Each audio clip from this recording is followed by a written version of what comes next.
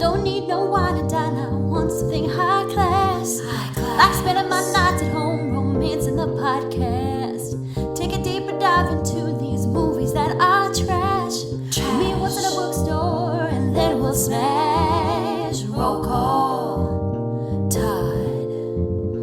Paige. The other guy. Oh yeah, Mikey. Oh, we just started. What is this guy doing? Oh, he's turning off the... Oh, getting sexy it's in gray here. over here. Oh, he's wearing a gray shirt. Oh, Okay, no. Let's see what he's doing. I'm not a dom. I'm a sadist. Oh, laters, baby.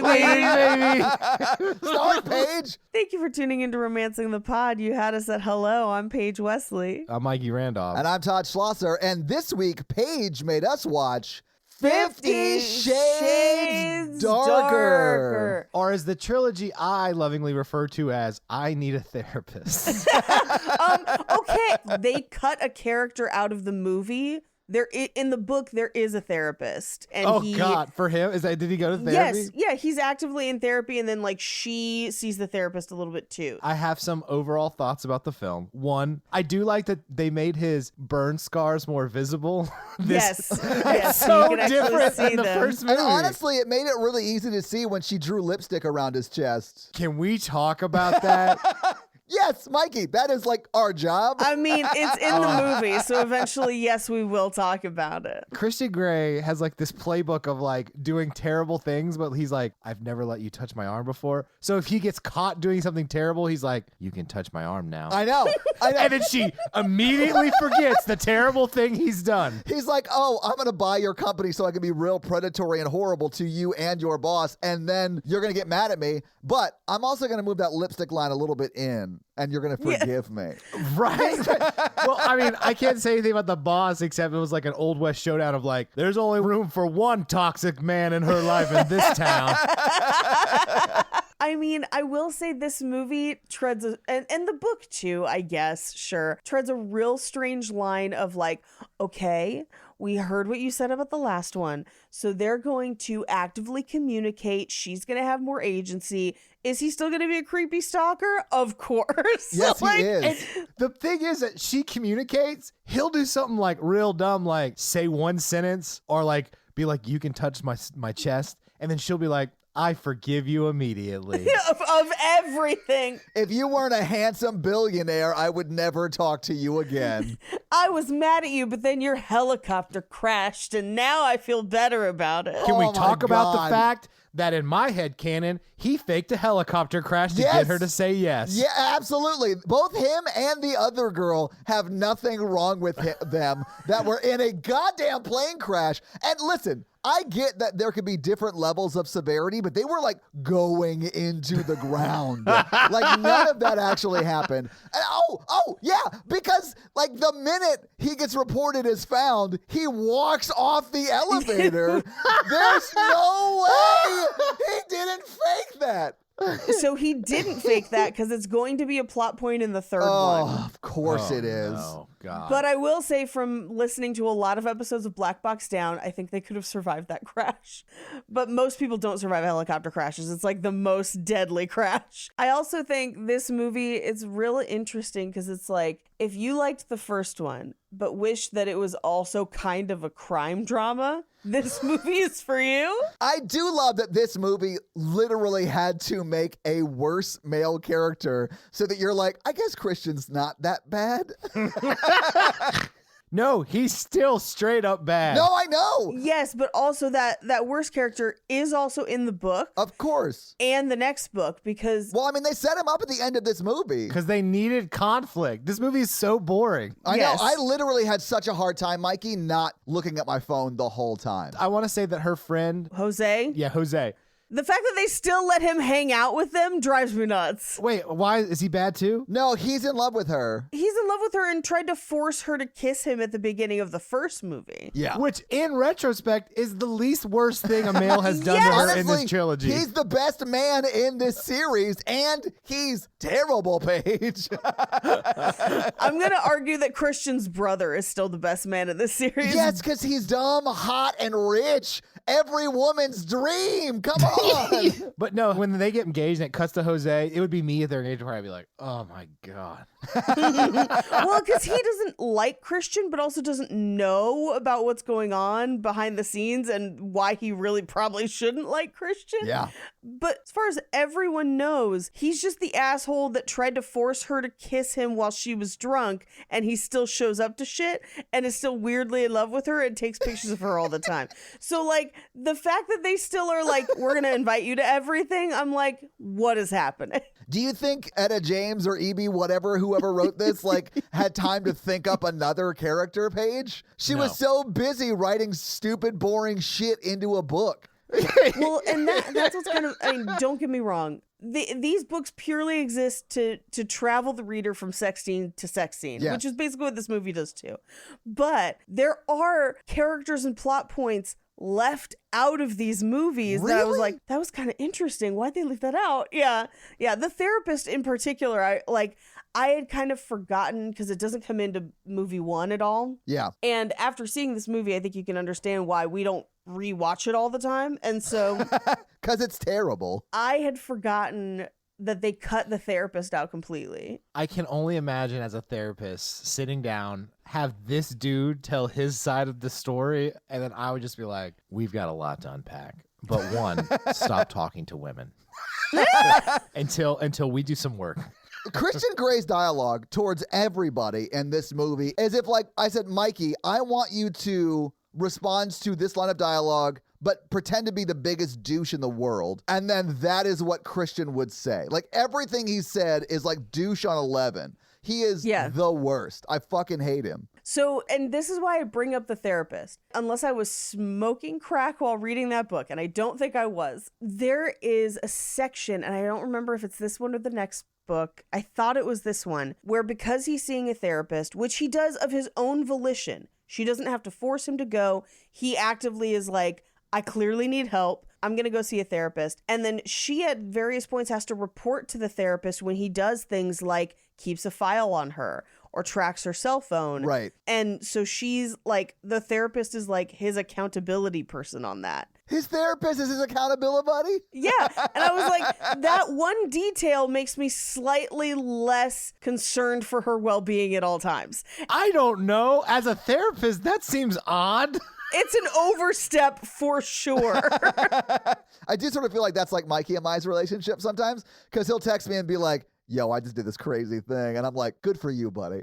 I made chicken caprese. So now that I'm single again, I've been like trying to like learn how to cook. Did you hear that? Mikey is a chef, ladies!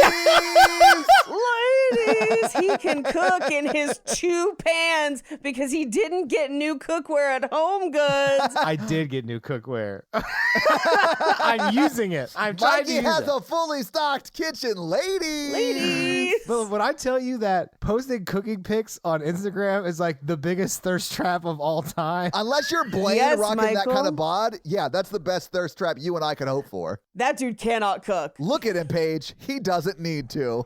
Oh, man. That body's already smoking. That's right. It's like slow roasted brisket just right off, I don't know, the ass. I don't get it. I love how you bail out of jokes halfway through, but you're like, fuck, I don't know. Whatever, man. Insert joke here. All I have to say is if I was not married, I could easily get somebody just by posting my food pics, baby. Yeah, you could. Paige. You post some hardcore bacon pics. Yeah. I'm like, look at Paige's meat.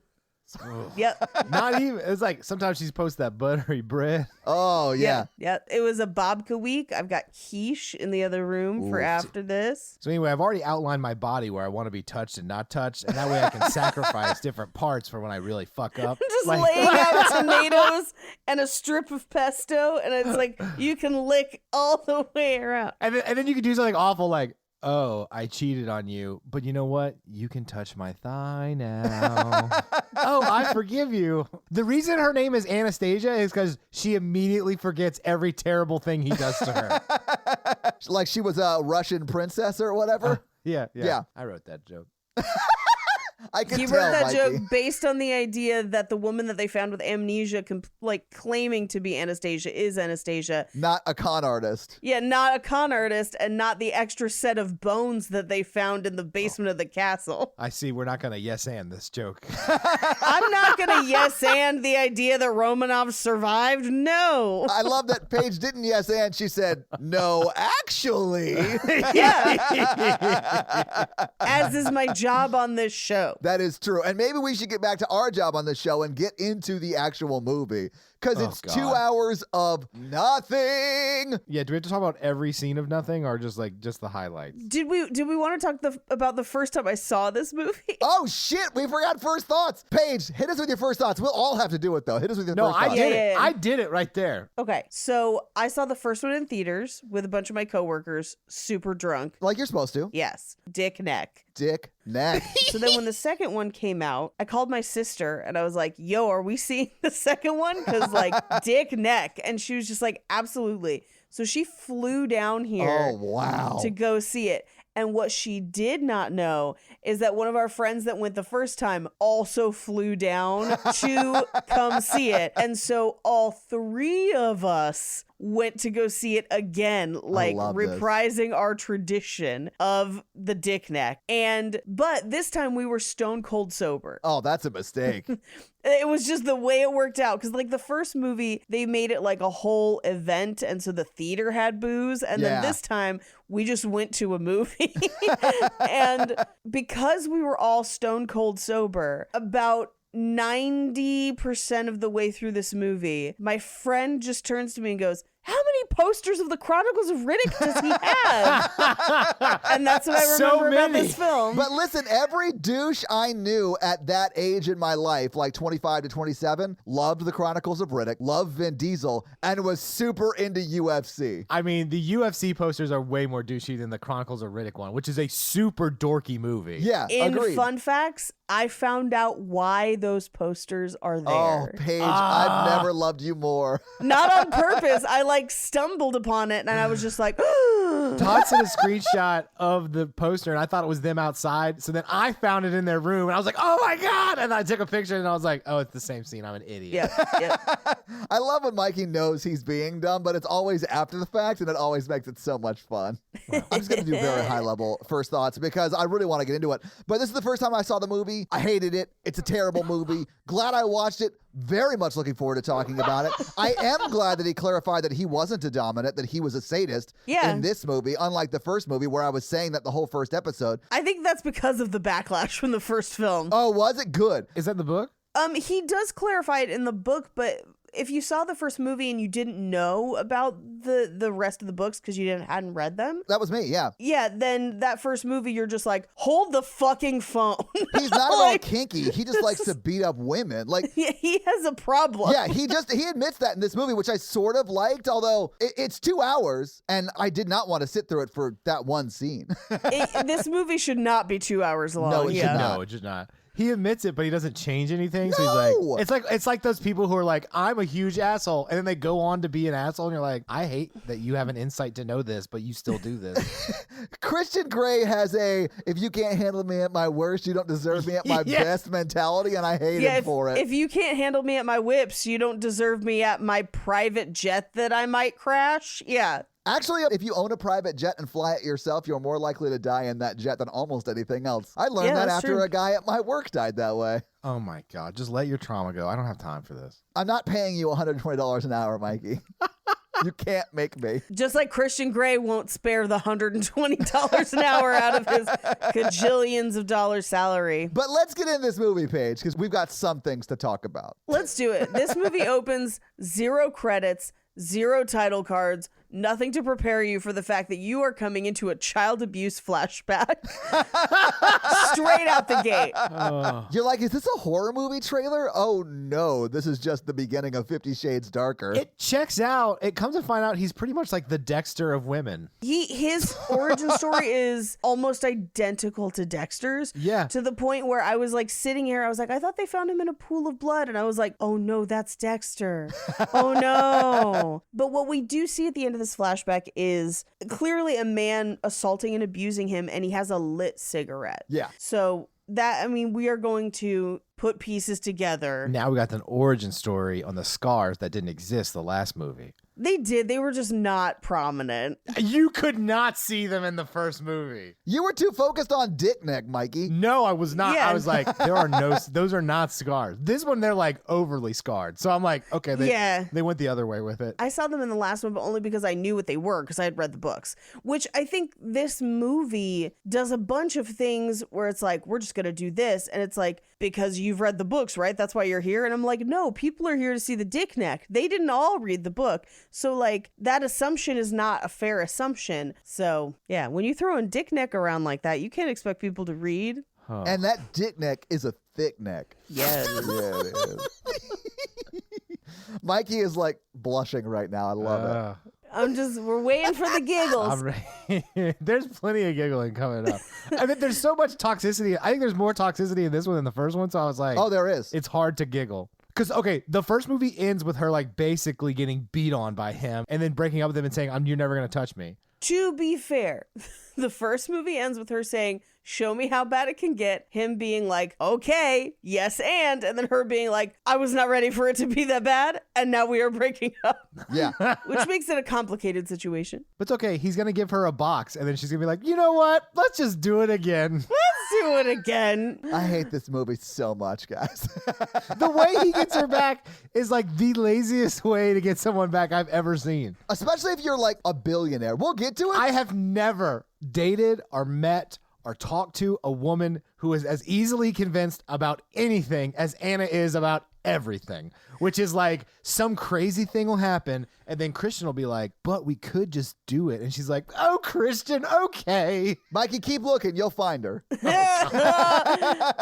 It's not just Christian though. And I think part of the problem is, He's rich. well, no. And part of why Christian is a problem is Anna is naive. He's like her first boyfriend. And it's established through the first movie and through this movie. She just does not know a ton about the world. Like she should not be entering into this serious of a relationship Yeah. in general. But you also see it when she's dealing with the boss, and Christian is like, hey, that guy has had 3 assistants in 18 months and all of them have quit without notice. And she thinks that he's saying like, oh, he's probably hard to work for. When I hear that as a 33-year-old Yeah. woman, I'm like, every single one of those people was sexually harassed. Like that's immediately where my brain goes. Yeah, no, I think you're right. But Anna's like, no, I can do it. I'm strong. And so there is a level of naivete there that makes her not really infer some things, but also Christian's not a great communicator. Right. And she's trying to become a better communicator, but this is 4D chess and she has only played checkers before. She is like the female version of the main character of the Lego movie. In what way? That she only has 2 fingers, so she functions kind of like a claw? There's that, and the fact that she just believes whatever the fuck anyone is telling her at face value. Yeah, I mean, and she does it to everyone. It does make a lot more sense at the end, though. Like during the post-credit scene when she starts singing, "That dick neck is awesome!" That dick neck is cool when it's inside of me. That dick neck is awesome. See, I would have rather watched that movie. I would rather watch Lego 50 Shades Darker. Of Lego would be amazing. Think about the Lego helicopter crashing. Oh, yes. I love everything about Lego dick neck. Just like it's all like square.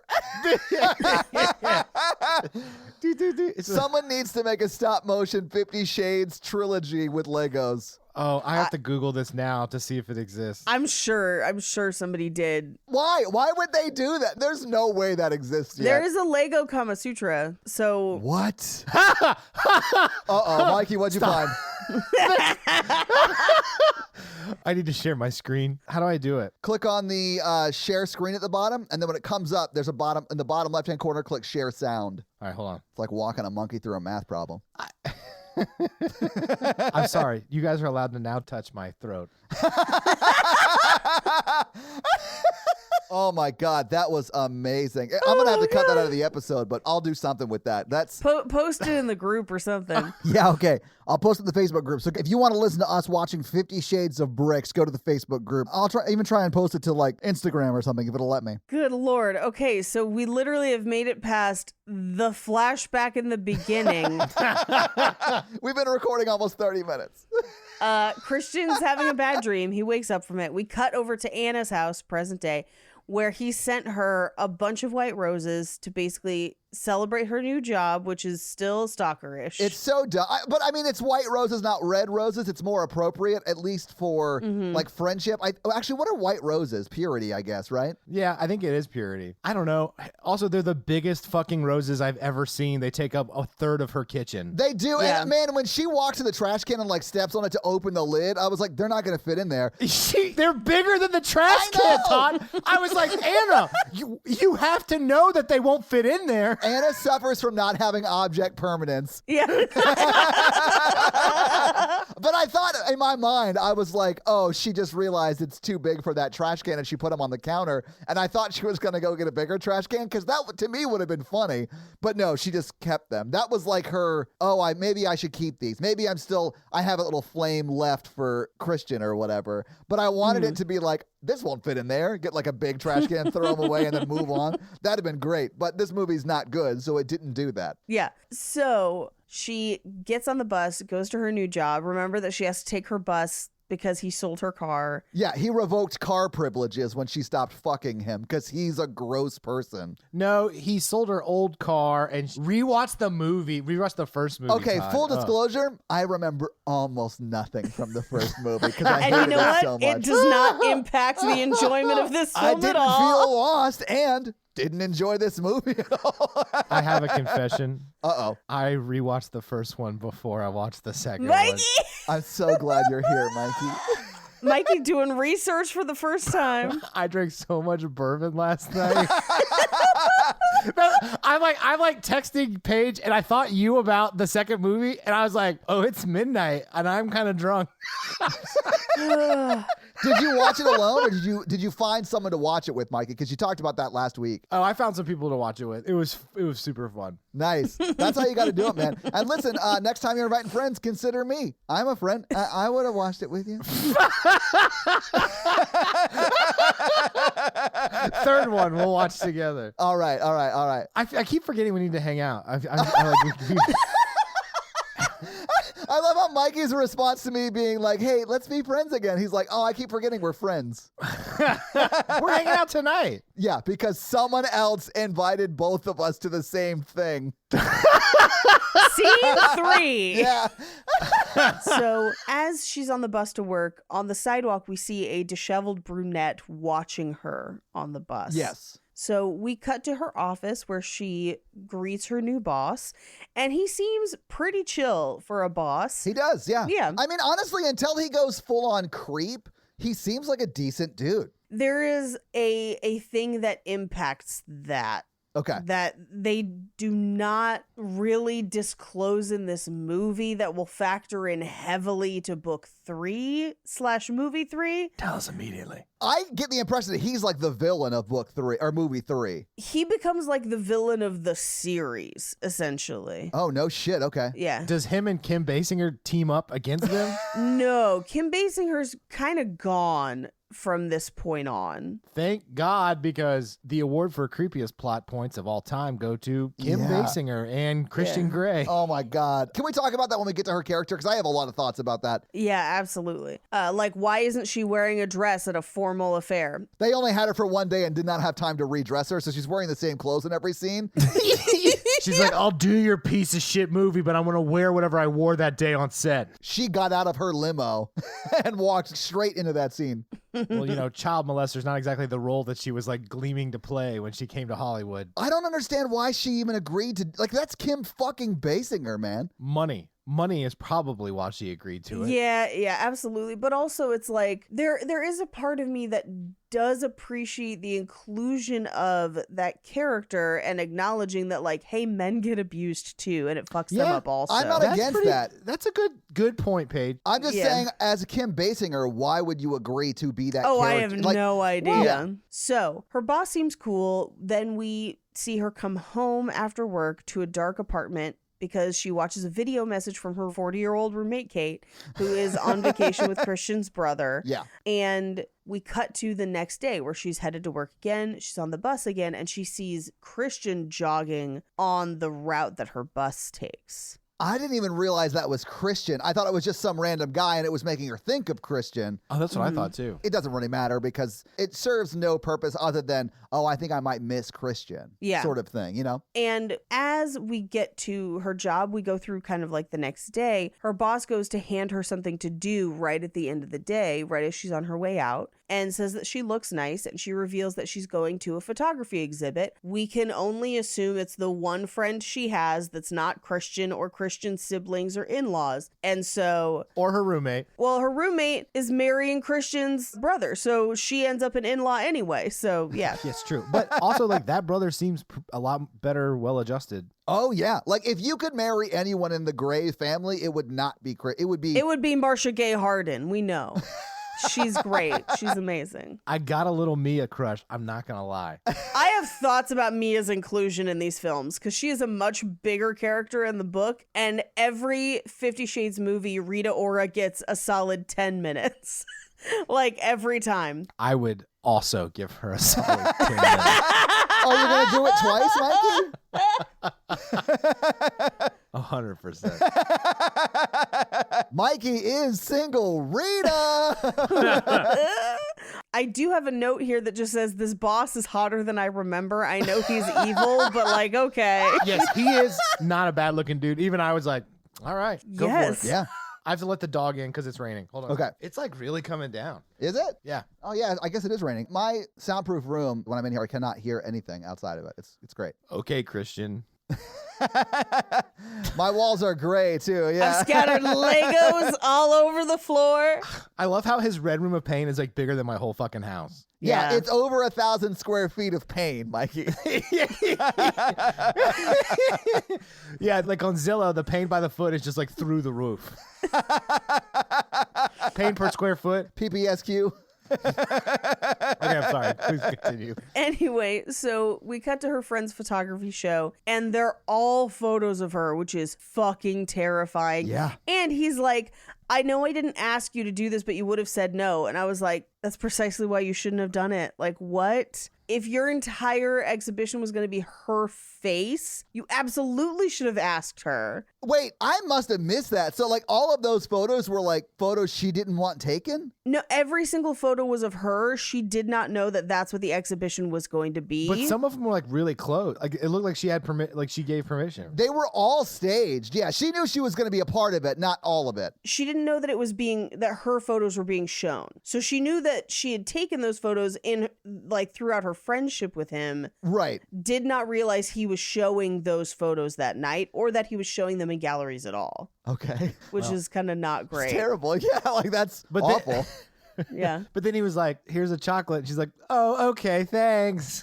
I forgive you. Yeah, she gets distracted because Christian's there because he bought all of them immediately. Yeah. Which is also another troubling aspect of this film. Yeah, because he's stalking her, and his reasoning for buying all of them is, I wouldn't want anyone else looking at you like that. You shouldn't be looked at by the public in this way. Right. Which is absolutely the wrong way to phrase, I think this makes you uncomfortable, and if I buy them, maybe they'll come down. But also, that's not something he has like talked to her about or anything. If he had said, I know you don't like this kind of public display, so I took care of it. Like, that's a different thing because it's actually considering her feelings. He is not capable of considering her feelings. So his explanation is, I don't like it when the public gawks at you. So it's all very like narcissistically driven. Yes. Even when he asks her to marry him, he's like, will you join my life with me? Like it's very Will we rule the galaxy as sub and dom? Yeah. Yeah.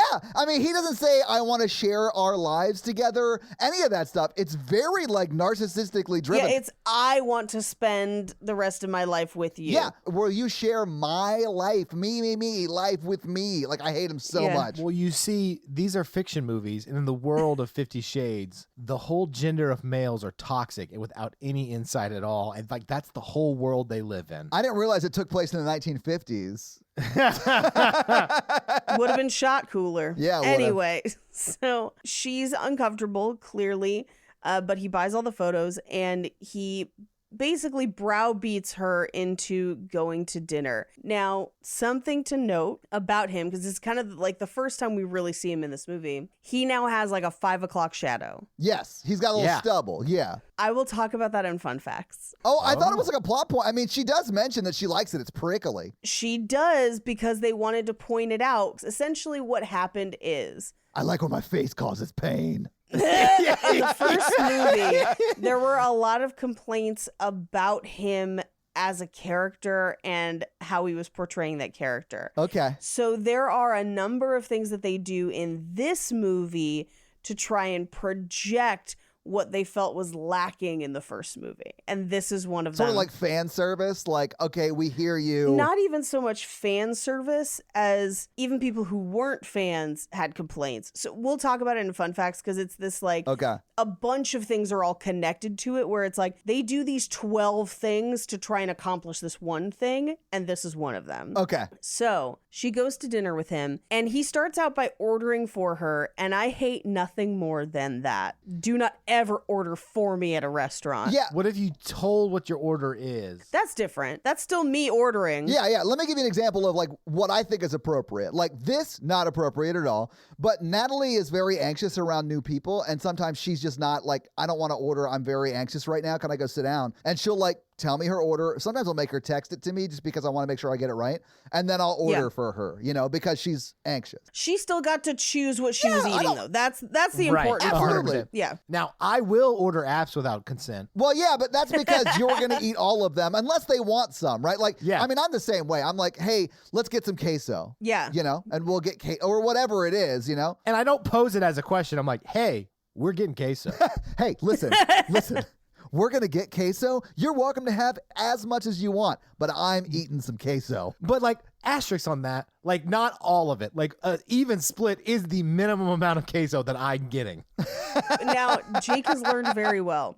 If I order an appetizer or something, he goes, is that for both of us or should I also order one? That's a fair question. Man, healthy communication page. Way to demonstrate it. After watching this movie, I'm like listening to like a relationship coach right now because like a guru. Like look at her coming at us with this stuff. You can order multiple things of queso. Yeah, you know what's on the menu? Everything. You can get whatever you want. Not sex later, but definitely queso now. Oh, they definitely fucked later, Paige. I know they did, but after both of us eating a whole bucket of queso, maybe not the best idea.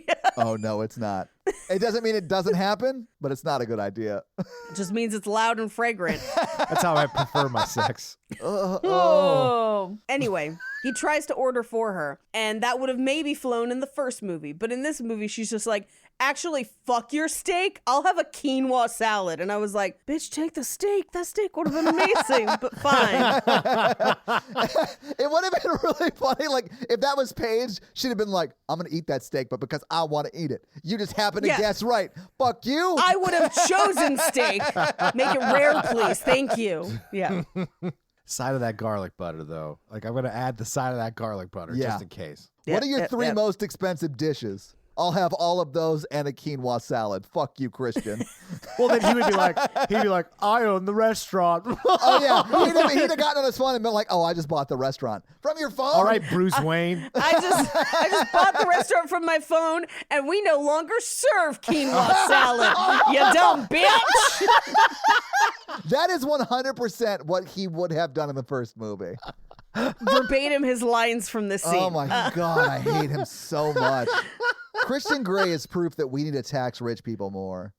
So that they can't rob us of our quinoa salads. Agree. Exactly. The restaurant manager's in the background crying, and he's like, "This is my life." I built this restaurant to make the best quinoa salad Seattle has ever seen. It's my great And grandmother's now- recipe. I like how Mikey he changed from being a regular, like a Southern American to Italian. It's me, a quinoa master. Ruin my grandmother's recipe. And anyway, so he's like, hey, what happened last time totally won't happen again. And she's just like, okay, sounds good. But how many conversations have you had with an ex like this? None. Oh, really? Oh, man. When they just take you back immediately without any discussion. Oh, no. I mean, like, that is this discussion, though, Mikey. Like, they're having No, this is not a discussion. This is 2 sentences where he goes, "I won't do that again. Don't you believe me?" And she's like, I do believe you handsome billionaire. The first time he like baits her with intimacy because she's like, I don't know. And he's like, my birth mother was a crack addict. She died when I was 4. And then she was like, take me back now. Yeah. like, that's what I'm talking about. Like, emotional and physical lines. He like nudges a little bit when he's in trouble, and he's like, "I spent 3 days with my mother's dead body. Are you ready to go to dinner now?" Yeah. It is very like emotionally and physically manipulative, yeah. But I mean, I've had those conversations with an ex, like where we were like on again, off again a lot. Like, man, it was at a very bad time in my life. But yeah, no, I've had these types of conversations. See, I have not. I had an ex try to initiate these types of conversations, but I had already met Jake. And so I would just respond with like, nah, I'm good.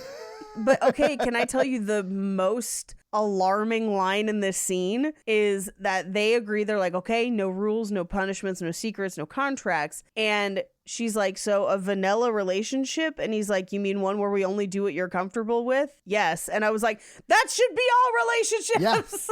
Like, that's how consent works. Oh man, I was so mad. Like the fact that isn't like, well, okay, so he does address it in this movie, but like that's what like a dom sub relationship is. Like, Yeah. if it's a real dom sub relationship, both people are on board for what is happening. Yes, they are aware and understanding of what is at play. Yeah. They have limits. They've discussed them ahead of time. So like his version of Rocky Road is just tying her up in the basement to live forever, or what?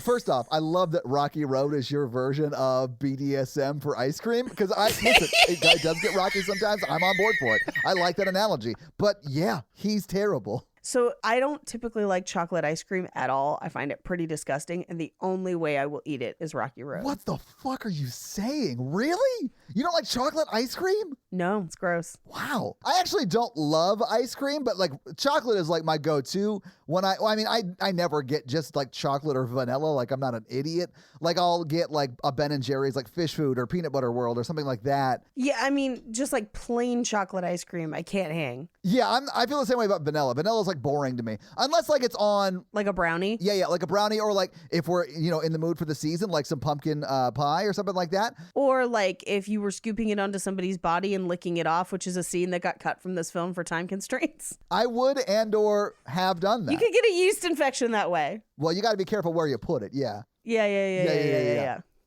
Maybe we should move on. I don't know. I was waiting for Mikey to interject, but I interjected with the Rocky Road thing, and I was like, I'm gonna wait to the next scene to talk. I'm gonna try to keep us focused. Okay. Only 2 wildly inappropriate interjections per scene. Are you counting Rocky and Road as separate interjections in that scene? No, Italian quinoa guy was the first. Oh, shit, yeah. We are in that scene still. Jesus Christ.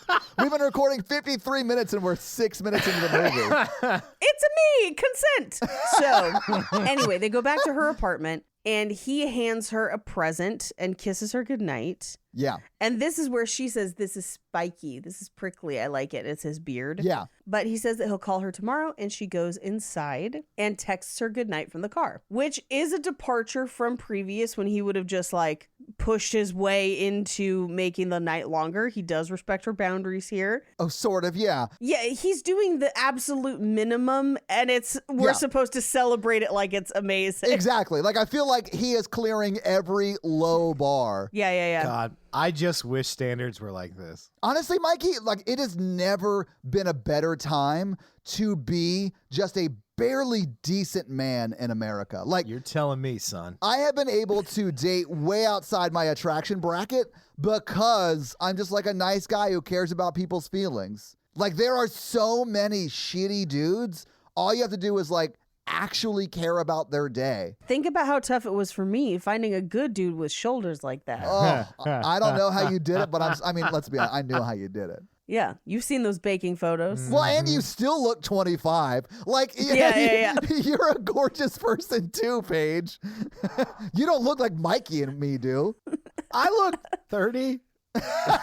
Anyway, we cut to the next day at Anna's job where the head of HR is there, which should also be our first clue that there is sexual harassment afoot. Or in the past, right? Because she's there, and it seems, I thought at first that they maybe had a relationship that was like under wraps or something, like head of HR and her boss. But I'm assuming now in hindsight that she was there because the last girl quit because of some inappropriateness. I think she was checking on Anna. Me too. Yeah, I think she's yeah. checking on Anna. Yeah. And she's not mean towards Anna, but she does seem very much like there's something going on here that I need to stop. Like, I think that woman did a great job with that scene because it's clear something is going on. And I thought it was something different than what it was, but in hindsight, it's very clear. Yeah, and she watches as he invites Anna out for drinks. Yes. And she says that she's not going to go, but says to Anna, absolutely go network. And is very like specific to be like, this would still be for work, right? Go network. Yeah. And then says, have fun, and leaves the office. As Anna is leaving at the end of the day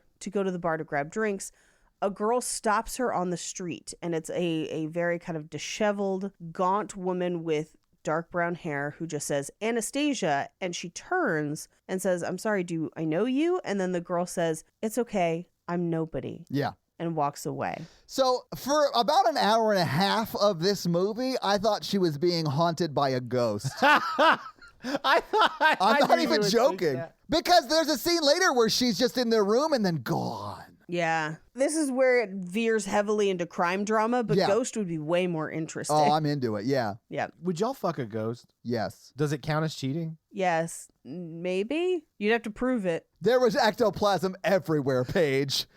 Like, I'm not married, so it's hard for me to get in the mindset, but I don't think I could because it would be like emotionally cheating at least. Yeah, listen, Mikey, I've never fucked a ghost, so it's hard for me to put myself in that situation and empathize with those who have. I was going to do the same thing. And there are many people who have claimed that they have fucked ghosts. I think those are just like vivid sex dreams. I don't usually think it's a ghost. Yeah, I don't think it's a ghost either, Paige. I didn't realize that belief was even on the menu. It is. And we ordered it for you. But also steak. Eat your damn steak. Ungrateful bitch. Oh my God. And Paige, I wish I had time to cut that out, but I don't. So no cuts. I was just being a method actor as Christian Grey. No, I think everyone got that. The worst part, though, of having sex with a ghost is when they disappear and they're gonorrhea. Mikey, I love how hard you work to make this podcast funny. It's the only time anyone's ever had to use a Ouija board to call their phone tree. I have to notify you. I have been diagnosed. Not me, man. I'm doing that Ouija board. I'm like, letter U, another letter U, P, question mark. Hey, girl, you up? And then I just respond back with HPV.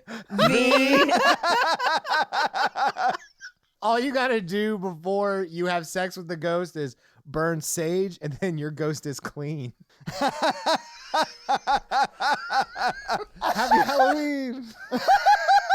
So they get to the bar where she was going to go for drinks with her boss, and Christian shows up because she has invited him along. Her boss even said, like, a bunch of us go. It's not a big deal. It's very casual. And then she shows up and it's just her, like the boss and her, which It's does clearly just them. Yeah. That does seem weird. And she brings that up and she's like, is everyone just late? He's like, yeah, it's early. Yeah, don't worry about it. But then Christian shows up and then gets her out of there. And I thought it was sort of a dick move. Like, have a drink with her boss. Like, who gives a shit? I mean, we don't know at this point he's a terrible person, right? We do, because it's in this movie. Well, that's fair, yeah. but Christian doesn't necessarily have a way to know unless he had already been looking into buying the company. And he does say that he knows the CEO. So it made me wonder if he knew about the sexual harassment ahead of time. 100%. He's got a dossier of everyone in her life. Yes. And so he's reacting to that, but he's not communicating that to her. Right. Well, yeah, you can't communicate. I have private detectives hunting everyone in your life that you've ever met to protect you against your will.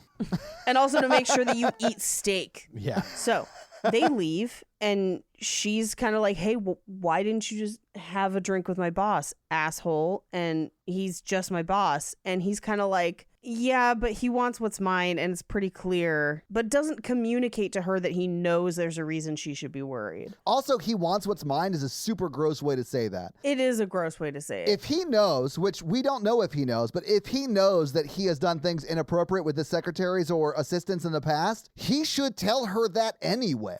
Yeah. Like, it's so insane to me that that is not the conversation. Again, it's very me-driven. He's very narcissistic throughout this whole movie. Well, and here's the thing. It's your feelings in that moment are valid, and there's a way to express them that doesn't invalidate someone else's agency within the relationship. Where instead he could have said, the way he acts around you makes me very uncomfortable. Yeah. Like that, like when he does X, it makes me feel like Y. Oh, healthy communication. Yeah. And then when you do this, it makes me. When you do this, it makes me come. When you do this, I feel like this. That's what most of the conversations in this movie would be, because homegirl orgasms at the drop of a tongue. So anyway, they go grocery shopping and buy vanilla ice cream that will never be used again because that scene got cut. It was Ben and Jerry's too. That's like. It's real bougie vanilla. It was Ben and Jerry's, and she bought vanilla. I was like, girl, what? Oh, I know. That honestly was the maddest I got in this movie. But I guess they probably cut the scene page where he was like, well, I just bought Ben and Jerry's and they no longer make vanilla. I bought Ben and Jerry's, and now they're A, Republican, and B, don't make vanilla. Was the scene that got cut him eating vanilla ice cream off her and then like getting really sick to his stomach because he's lactose intolerant? He shits the bed. That would have been a great ending to that scene. But sadly, this movie is not about Armando Torres. So Oh, I would watch that. Like Armando Torres, like after a night of amore in his workout room on the pommel horse, lifting himself up, and you just hear. anyway, so they go back to her place to cook, and he's like grilling her about the company, where he's like, how is work? Do people like Jack? How's morale? And she's like, oh my God, you're going to buy the company. He's like, I mean, not because you work there, just because like I was going to buy it anyway. And, you know, I might as well just, you know, buy it, I guess. Oh, it was my plan B if you didn't immediately forgive me at dinner. Yeah, basically. But they, instead of finishing dinner, they go to the bedroom and... Who doesn't eat first? Like they are cooking. It's like still in the oven. Yeah, as far as we know, they've left the stove on, and they are going to burn her apartment down. We do find out later that they did allegedly finish making dinner and just didn't eat it. So it's cold stir fry the next day. But I was just like, you left it out all night. Like, it's gone. But also, so he kneels in front of her to go down on her. And I just have in my notes, this is not the best angle. It's like, not. No. This is the least effective. I mean, unless he's like breaking his neck to get up under it. But yeah, it's not going to work. Yeah. Unless she's way taller. You just got to remember the technique of catching snowflakes on your tongue. Oh man, I wish you could see Paige actually doing that. Like, it's amazing. All I'm saying is, like, she ain't in no full-on squat. This movie is terrible. Anyway, they have sex. I could go into it in more detail, but it's a 50 Shades movie. That's the only reason you're watching it. So, like, go watch it. We don't want to spoil that part for you. No. We want to concentrate on the story. Oh, God. The depth of character. But also, and this was a complaint that I had about the books too, almost every single sex scene starts and continues and then ends the same way. It's like they're all cookie cutter to a degree, where it's like they get undressed, he goes down on her, like they do something weird and freaky, and then they end it in basically missionary. And almost every single sex scene is like that. So, you know, watch it for Jamie Dornan being hot and naked, but like you're getting the same shit every time, basically. Yeah. Honestly, this movie is very repetitive, and I got very, very bored, and it was very hard for me not to pick up my phone many, many times. Mm-hmm. I fought the urge, though, but man, it was boring. This was just all a ploy for us to have like a weird BDSM throuple, and my version of torture was making you guys watch this film. Oh. I dominated the situation by making you watch it. You had to submit to my will. Do I get steak? No, you get quinoa salad. Anyway, so she also reveals in this scene that she's obsessed with Jane Austen and the Bronte sisters, and no one measured up to the people in those books. And I was like, that explains everything, because Jane Eyre is like the most unhealthiest relationship book since 50 Shades of Grey. All of those are things that Natalie loves too. She loves Jane Eyre. She loves the Bronte sisters. Like, Jane Eyre is just this book with less sex, because honestly, because like his wife's chained up and upstairs. Yeah. She's like, you're not being intimate with me. And he's like, you could touch my chest, but also my wife is chained up upstairs. Do you forgive me now? Anyway, so they have sex again. We cut to them asleep after, and someone is clearly watching them sleep. yeah, that ghost is back. Yeah. I see dead people. And also people who have just finished having sex and like good stir fry go to waste. It was the ghost of stir fry. It's General So, just like, hey, I see that you found something better to do than eat this delicious chicken and stir fry. It's me, General So, here to conquer the war against hunger. I love that General So as a ghost just haunts you if you don't finish your Chinese food. I've never seen that ghost, and that makes complete sense. I know. Look, that is a ghost I would never meet. Because General So's chicken's amazing. It's so good. It's so good.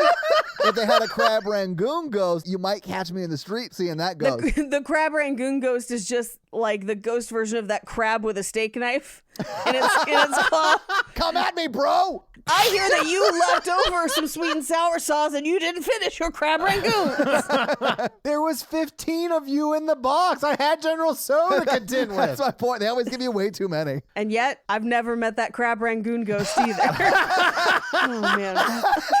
Okay. But like, what if instead of being haunted by Layla, who we'll find out who Layla is eventually, what if they are just haunted by General So for the rest of this movie?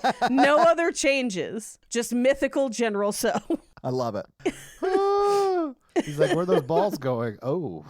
He's like petting General So's head while he's kneeling in front of him like, I promise I'll never let the Chinese food go bad again. And just the Mulan soundtrack playing in the background. Let's get down to business and do BDSM. Who is that girl I see watching me while I sleep? Nonsense. So she tries to give him back the check for what they got for selling her car. Right. And then like a predatory asshole, he's like calling his admin. I'm like, hey, transfer $24,000 into her account. And like, it's weird that he would have the ability to do that, right? No, you can transfer money to someone's account. You can wire Wouldn't money. you need like their routing number and account number though? Not if it's the same bank. Okay. Or if you have transferred them money in the past. And he was probably just like, now I own the bank, so I can do whatever the fuck I want. So the Mikey version of this is like, I just send girls like $5 Venmo requests. But you send them requests, so they have to pay you? Yeah. So, okay, here's a pro tip, an unethical pro tip for all you guys on Tinder out there. My friend has done this and made about $150. So, like, there are girls out there who will, like, say, hey, Venmo me money if you want attention or whatever. It doesn't say that exactly, but it, like, will put their Venmo. So what he will do is he will send them a request for money, and a lot of them accept the request. Thinking that they're getting paid? Yes, because they're not paying full attention. They're like, oh, here's another idiot sending me money thinking I'm going to care about them. And so he has made like $150 in a month. This is terrible, Todd. It is terrible that women will put that on their profile to scam It's terrible men. Yeah. on both. Both people in this situation are not doing great. I did say it was unethical. Yeah, it is unethical. I think that is like chaotic neutral at best. No, I think a crab with a steak knife is chaotic neutral at its best. That crab has no agenda, but it has a blade. I want crab leg. You got to fight a crab with a knife to get him. You got to justify your case to General So. I always eat what I hunt. And I'm on the hunt for crabs with steak knives. So it's a fair fight. I hunt the most dangerous game. Crabs with steak knives. Jesus Christ. Oh my God. We're never getting out of this episode. This is our life now. sorry. The idea that that's the most dangerous game is really funny. Oh and God. not Okay. untrue. I got leather armor for my ankles. For the crab. It's honestly, if Achilles had been wearing the same thing, he'd have been invincible. Yeah. Hector! And then Hector's just a crab. He just got his foot like in a cement block. Like he's just like he's like, can you come closer, please? I have a secret for you, Hector. You have to come closer. Oh my God. Helen is the face that launched a bunch of crab ships. I'm just picturing Achilles in Ugg boots. You can still stab through Ugg boots. They're not armor, Mikey. They're fur. Well, I've never assaulted a woman in Ugg boots, Todd, but if you want to go ahead and tell me all about it, go ahead. I'm not saying I haven't. I'm just saying that it was consensual, Mikey. That's not assault then. So maybe rephrase that answer. Thank you, Paige. I have specific set of tastes. Come to my room where there's just crabs with knives, and I will make you wear these Ugg boots. Our version of the 10,000 square feet of pain is nuts. I like it better than Christians, though. So he invites her to a charity ball, but she doesn't have a dress and needs to get her hair done. And he's like, I own a salon. He does. He doesn't tell her it's Mrs. Robinson's salon. So he takes her there. But as they're on the way, she's like, hey, something weird happened the other day. There was a girl on the sidewalk. I think I just saw her again. And she was outside my office and knew my name. And she had bandages on her wrists. And he's like, we should go. Yeah. Because again, he knows something that he hasn't told her. Yeah, and but this is the perfect opportunity to be like honest and just tell her what's going on. Like why? Yeah. Everybody dates somebody who has an ex that shows up weirdly. Yeah. When Natalie and I went to Montana for our vacation, we went to Glacier National Park, we ran into her ex at the airport. That's weird. So yeah, I mean, it happens. Like that happens. But you could just be honest about it. Like Natalie saw him first and she texted me. She's like, oh my God, he's here. And I was like, oh, that's weird. Like she wasn't like, we need to leave immediately. Anyway, so he takes Anna to Mrs. Robinson's salon. And as soon as she realizes that that's what's happening and that that's the woman who abused him as a child and that he used to take his subs there, she's just like, oh, there's a million reasons why this is not okay, not the least of which being all of the people working at the salon are just crabs with knives. They've got knives, but also scissors in the other claw. That's how you know they're a crabtician, Paige. Yeah. A crabsthetician. Yeah. God, guys, I love us so much. So as she's kind of like, yeah, I'm not going to that salon. I'm going home, or at least back to your apartment. Yeah. And you were going to tell me what's going on with that girl that I saw. So like, what the F? She kind of forces it out of him. Yeah. And he reveals that she's a former sub and she wanted more and he didn't. So he ended it. And then she went on with her life and got married. But then her husband died in a car accident. And then she has had essentially a mental health crisis ever since. Yeah. It's actually a really sad story. Like she did what she needed to do when they broke up and moved on, found somebody else, got married. And then it sounds like her husband's car wreck sent her into this mental health spiral sort of thing that she's in, which is possible. Like that happens. Well, you know Right. what happened to him. Trucksecutioner. Oh, no. It's me with a truck full of crabs. Zotalo, I have killed you. I should have said have crabbed you. Damn it. I'm picturing the Ouija board having to tell someone, like a ghost, that they have crabs because got to notify the ghost phone tree. My Ouija board's talking to me. It's saying, you should get tested. But what we find out is, if you remember in the last movie, she goes to Georgia to see her mom and Right. he Yeah. follows her there like a fucking stalker. Yeah. And they fly in the glider. And while they were in Georgia, Layla showed up at his apartment and attempted to complete suicide in front of his housekeeper. Yeah. And the housekeeper called, an ambulance. They took her to the ER, but she disappeared from the ER and they've been trying to find her ever since. Right. And this movie does take place sort of like a week maybe after the last movie ended. So Yeah, they have known each other maximum. By the time they get engaged at the end of this movie, they've known each other 6 months maximum. Oh, Oh, boy. man. That poor housekeeper. Yeah, we meet her later. Think about the mess. Yeah, think about the mess, but also the mess every time they have sex in that red room. Yeah, she has to clean up all the Legos and all of the imitation crab. It's imitation crab. I thought they were real crabs with knives, Paige. No, it's not. It's intimidation crab. Because they have knives. I keep asking Kroger, but they do not stock intimidation crabs. Oh, God. Somebody needs to make a meme that's just like crab cakes on one side, imitation crab. Crab with a knife, intimidation crab. It's the same picture, but one of them has a crab arm holding a knife, like the crab cake has a crab arm holding a knife, and that is the intimidation crab cake. So stupid. I love this. Yeah. I love this God. episode. But this is also where he reveals to her that he's had a file on her since before they started dating. Yes, and at least he shows it to her, I guess. But like, Yes. that's real nuts behavior. And I mean, he may have stopped like collecting data on that file recently, but like it's still weird that he has it. And God knows what he redacted from the file he gave her. Yeah, that's true. He's got two files, one that is just for him and one that in case he gets called on it, he can show them. That's how I do it. It's amazing you're single, Mikey. Here's something that I think about, though. He's so rich and famous because he's so rich. Yeah. When you're at that level of celebrity, you are absolutely vetting anyone you meet, like, or have any meaningful interaction with. So if I were to date somebody crazy famous and they were like, we had a file on you and did a background check, I would not be surprised, personally. I mean, that does sort of make sense. And he's a billionaire. So like, he's like Jeff Bezos rich. Yeah.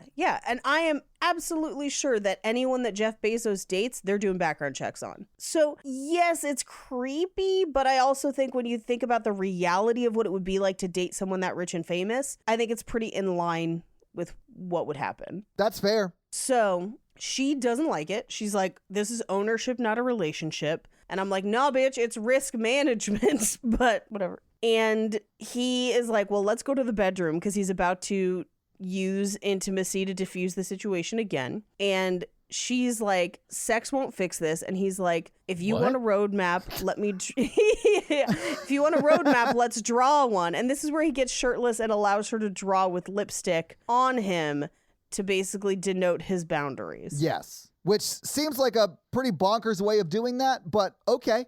And we see that on him like for a while. Like he does not wash that off. He does not shave. I mean, he does not bathe. No, he does shave, Mikey.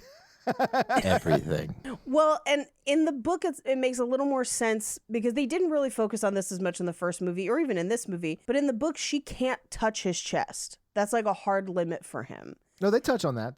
They kind of, but it's like he does not remove his shirt during sex and stuff, like in the books. Oh, I feel that. I have a low self-esteem too. In the movie, they're like, we can't have Jamie Dornan Winnie the Poohing it. Like, no, he absolutely has to be shirtless. And so in the book, as she draws the boundaries do get smaller and smaller until she can eventually like touch his whole chest. But also, this is fucking nuts. So that's like, you asked for nudes from my friend, and I'd be like, my parents are divorced. Oh, you founded a crab fight club. You can touch my shoulder. Anyway, so her stylist arrives and he has ordered a different stylist to come up and style her hair in the apartment so she doesn't go to the salon. And she gets to pick out a dress from the closet. Now, here is just a weird woman's clothing note, or a femme presenting clothing note, if you want to think about it. She puts on a lingerie set, and this is where he's like watching her, which is kind of hot. it's a really hot lingerie set. Yeah, well, and he introduces the Benoit balls into the situation. Yes, he does. Benoit balls have entered the chat. Benoit balls have entered the chat, Yeah. and her mouth, and then her other orifice. And so she gets them wet in her mouth, and then he puts them inside her. And the implication being she's feeling them throughout the night, which also holding Benoit balls for that long, that like her abs are going to be nuts from clenching. So she's wearing that lingerie set and then goes and picks a dress that is pure charmeuse. Okay, I love that you're pointing this out because Natalie pointed the same thing out. She can't Yes. wear the lingerie set. Exactly.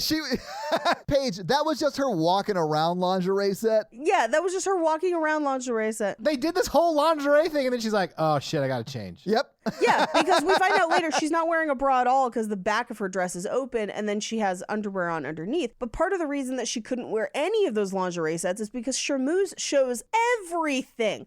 Like, it's a very cool fabric where it almost looks like liquid, kind of like liquid silk, but that means that every single anything shows. So even if she had backless lingerie, it would have shown. So she wears it just for him to put Benoit balls inside her. Yeah. But she also, as he's about to put them in her, she's like, don't put them in my butt. And he's like, they don't go in your butt. And I was like, they go in your front butt. Gas. I do like calling it a front butt. I've been doing that for years. Front butt. Yeah. Wow. So romantic. I've never said it like in that situation. I've never been like, I'm going to put it in your front butt. I've never done that. But it's like a funny, jokey way of saying it. But if that happened to me, if somebody did say that, I would laugh so hard. I mean, you got to know when to use the joke, right? Like, that's half of You gotta know when to hold it. Know when to fold it. Know when to hold it inside your front butt. Yeah, because she does. She gotta kegel those Benoit balls, keep them in place. Because imagine if you let them go and you're walking and all of a sudden they're like, I'm sorry, did balls just fall out of you? Like, what happened? Why, yes, madam, they did. You fucking square. I was thinking I really want someone to recut the party scene where they're just talking and like walking around and randomly you hear three like on the floor, like the sound of them hitting the floor. I would honestly just love some Foley work of ball bearings hitting each other every time that she's like gasping over it. That would really make it great for me. I love it. Anyway, it turns out it's a mask ball. They show up. She says hi to his mom. She stops to tell her basically how happy she is that they're all back together because he was lost without you. Rita Ora gets her requisite 15 seconds for this scene. The band actually gets more screen time than Rita Ora in the entire movie. Yeah, I noticed that singer really gets a lot of face time on camera. Like, they were real proud of that guy. And if that's his real voice, he's great. Like, I don't know if they have, sometimes they have an actor fill in and do the lip syncing, but that guy's voice was amazing. Yeah, and I couldn't find out which band it was because I was like, they clearly liked them. They showed them a lot. Yeah. Anyway, so as she sits down to dinner, she gasps because she realizes that like movement triggers the balls, I guess. Yeah. Yes, it does. Yes, it does. Which she would have noticed, I don't know, in the amount of time they took to get to the party or walk to her seat. Like, it's funny to me that she doesn't realize it until she sits down 45 minutes after they get inserted inside her. I mean, I would assume she kind of had felt it along the way or whatever. And I'd this is imagine just a so. strong one. Yeah. But he turns to her and is like, are you hungry? And she just says, ravenous. And I was like, cannibals. No. But they sit through an auction where they're auctioning off a weekend at his luxury retreat in Aspen. And she's like, oh, I didn't know you had a place in Aspen. And she ends up bidding on it. And she bids the $24,000 he put into her account because it is for charity. And in the book, she's like, I want to go to Aspen. And he's like, I would have just taken you. Like, what are you doing? I do like that. I mean, this sort of does settle the I don't want the money. Well, you're going to take the money. Well, I don't want the money. It settles that like sort of playful debate that they're having. Bro, I Right. would take the money every time. Same, Mikey, but she has said she doesn't want it. So, like, he should stop trying to give it to her. But, Paige, yeah, I want to go to Aspen. I would have just gone. Like, yeah, that sounds great. Yeah. Let's just go. Yeah, if I'm dating a billionaire, we're at least traveling a lot. Like, Yeah. Yeah. So after the auction, they go up to his childhood bedroom where they are going to ruin her makeup and hair. And she asks him to spank her with the Benoit balls in is key. Yes. I think we all got that, Paige. Yeah, I'm just clarifying. The weirdest part was every time he spanked her, it sounded like Big Ben. Or just like a gong. Or just the sound of that teapot hitting Rose Byrne's head in Insidious 2. Bang! Anyway, this is where we reveal that she's not wearing any of the lingerie she was wearing earlier. And she has to communicate if it's too much, which I think is good to, expect communication in the bedroom. Yeah, I always tell ladies that before we have sex, and I have yet to hear that phrase come out of their mouth. It's aggressively just enough. New title of my dating profile. Sex or porridge, the Goldilocks story. So she starts getting dressed again and is asking about his room and finds the photo of his mom right next to the UFC poster. And he basically says, I don't want to talk about it right now, but let's go back to the party. And she examines the photo closer, and then we cut to her walking downstairs past someone in a mask taking photos. Yeah. It is her boss. We'll find out later. Yeah, we don't find it out until much later. I thought it might have been the girl, Layla, but it wasn't. Got me on my knees, Layla. Yeah. Like later in this movie. So we cut to them dancing downstairs. She goes to the bathroom to reapply makeup because it's like all over Christian's dick right now. And runs into Mrs. Robinson. And Mrs. Robinson's like, you can't give him what he needs. Only I, an old woman in a suit for some reason, at this masquerade ball with no mask, can give him what he needs. She does wear the same outfit in every scene. Yeah, she's wearing that same outfit every time you see her, and I'm convinced they only had her for a day, and they just did not have time. Yep. That makes sense. Is this the scene where she's like, you have to be a sub in all ways? Yes. A substitute teacher. A Subway sandwich. Sub-Zero. Finish him. Trust me, she's always finishing him, Mikey. But this is one of the first times we hear her actively accuse Mrs. Robinson of abusing Christian. This is the first time where somebody's just like, hey, you're a fucking pedophile. They don't actually go as far as to say that, but he was a child, right? Like, she is. He was 15. He was Yeah, 15. So a phoebophile, but same shit. Yeah. I wish they had gone as far as to say that in the movie. Yeah, I mean, it's implied. She does call her a pedophile later. And then when Marcia Gay Harden finds out, then they kind of go hard at it. The book is a little more aggressive about it. Okay. So she comes out of the bathroom and Christian sees Mrs. Robinson coming out of the bathroom after her. And he's like, what did she say to you? And she's like, nothing I don't know. Basically, like, and they get in the car, they go home. And as they arrive in the garage, all the bodyguards in the multiple cars they have with them get out and find that her car is destroyed. Yeah, like covered in paint, but also beat the fuck up. Yeah. Yeah. So they decide to drive away because they don't know if Layla's still there in the garage, and that's who they think has done it, although I think it could have been her or the boss. Yeah, we never really find out. Yeah, the boss was at the party, but we also don't know how long the car has been that way. Right. And Anastasia's like, well, why don't we just go upstairs? That place is a fortress. And he's like, yeah, the garage was supposed to be a fortress. They board his yacht and shower together. Yes, they do. Which then leads into like another sex scene. They have shower sex a few times in this film. Yeah. The last time they have sex, they go into the shower fully clothed. Yeah. And I got so mad. I also got mad because they had the rainfall thing going the whole length of the shower. I was just like, fuck. That's the That best shower to is have shower sexy. sex in. Yeah, I was like, God, Yeah. it's shower porn. So they end up afterglowing, and he tells her about the burns, and and she basically says, thank you for opening up to me. I like it when you share these things with me, which is good communication, but also still a stalker with a yacht. So she wakes up on the yacht the next day, and he lets her drive the yacht. We get a yacht montage. Also, he has a big house on a lake. No, that's not his house, Mikey. They buy that house in the third movie. Are you spoilers. serious? I hate this series so much. He buys it for her as like a wedding present because she loves it, and basically buys it for her to be like, decorate it however you want, do whatever you want with it. Because Escala was like, my apartment, that's how I chose to live, but like, you design what you think should be our home. And then I'll stay at Escala.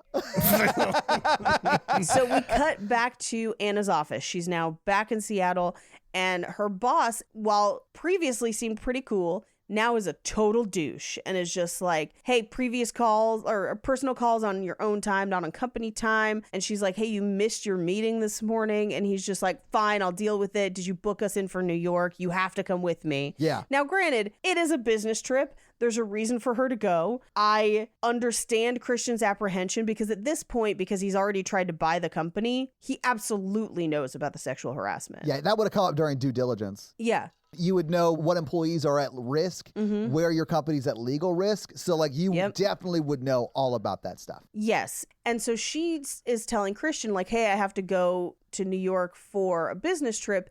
And he just tells her no with no context. Yeah. And it really frustrates me. I know it's a couple scenes away from now. The fact that she accepts that drove me nuts. Because I'm like, I'll be damned if you'll tell me what to do in my career, other person. But at the same time, all he had to do was be like, hey, I know about this. Like, I know that there is a risk and I'm not sure that you'll be safe there for these reasons. And I'm sure maybe you could argue that he shouldn't be disclosing HR stuff because he owns the company, etc. But at the same time, I'm like, he has never followed rules like that before. Right. He's super rich. Like, well, see you in court. Yeah, exactly. I'll pay you out. It won't matter. Right. Yeah. So she comes up to the apartment later. This is where she meets the housekeeper, and they go to the Red Room of Pain where she learns what nipple clamps are. Just on her finger, but yeah. Yeah. And then she finds a spreader bar and is just like, what's this? And he's like, I thought we weren't doing this. And she's like, I want to do this though. And so they take it into the bedroom to do it. But yeah, like a spreader bar is like the most vanilla BDSM thing I've ever seen in my life. Yeah. Although when he flips her with it, I was just like, yes, good job, Christian Grey. That's that what they're was for. not easy. No, I know. But like, typically you would you would attach somebody's hands on the other side so they're easier to flip. Her hands are not attached, so he doesn't have any leverage and still flips her. Well, I think she was rolling with it, but yeah, I mean, probably. Yeah. Yeah. But I mean, you see him on that pommel horse later. He can get whatever he wants, really. Yeah, exactly. Yeah, for sure. I'm not ready to talk about the pommel horse. We'll get there, Mikey, and I need you to get ready because we have some stuff to say. So they play with the spreader bar. It's, sex in this movie. So he goes down on her, weird shit happens, and then it ends in missionary. Yep. All the BDSM stuff just leads to missionary every time. Missionary or doggy, one of the two. And Yeah. I was like, all this weird shit's going to just lead back to the basics? Fine. This is our dick neck viewing for this film. Yes. Dick neck. Dick neck. Mikey refuses to say it. Come on, Mikey.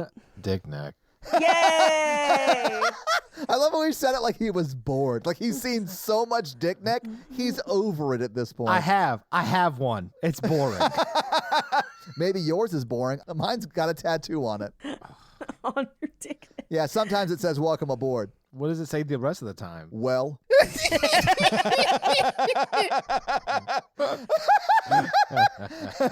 Mine says, abandon all hope, all ye who enter. That's all right. Todd's is spell wrong, so it actually says welcome abroad, and you shouldn't refer to women that way. Oh, God, I got to talk to my tattoo artist immediately. Hello, spider. I need you to correct something right away. It just goes, because it's an actual It's an spider. actual spider with the tattooing needle and ink and stuff. Like, oh my God. He just only does webs and words, like Charlotte. Oh. My dick is a scarlet web with welcome abroad on it. Or just some pig. There's so much bonkers shit in this episode. Anyway, she's like, okay, your sex didn't distract me from talking about New York. I need to go on this business trip. And he's like, just don't go with your boss. And again, doesn't just tell her why.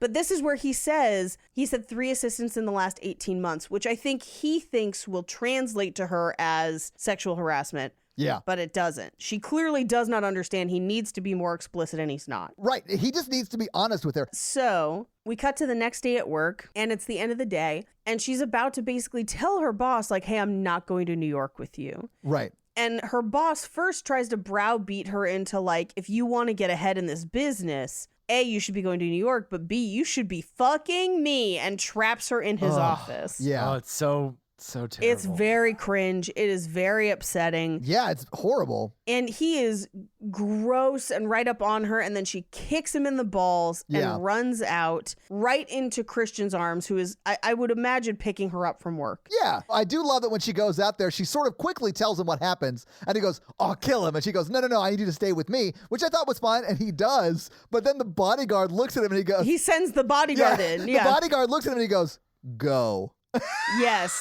There's no way that her boss did not get the shit beat out of him by Dennis or whoever his bodyguard was. Taylor is his bodyguard. But also we find out that her boss escapes before Taylor gets there. Oh, okay. That's what Okay. Taylor says, but like, how motivated was he to beat up this random dude? Taylor is actually awesome, and they don't do enough with Taylor in any of these movies, but Taylor's like a big character in the book. Really? Okay. Yes, and you find out that he has like a daughter, and it's like he's this really amazing, wholesome character Okay. that Anna kind of befriends, and they have like this, like they both care about Christian a lot because you find out he's been Christian's bodyguard for like ever. Anyway, so we cut to dinner that night, and he reveals that Hyde's been fired.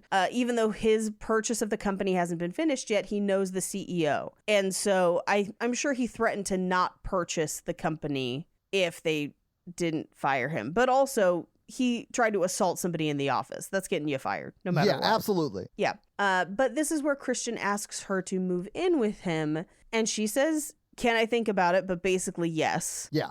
Because she's like, I just got to go pick some stuff up for my apartment. We cut to the next day at her job.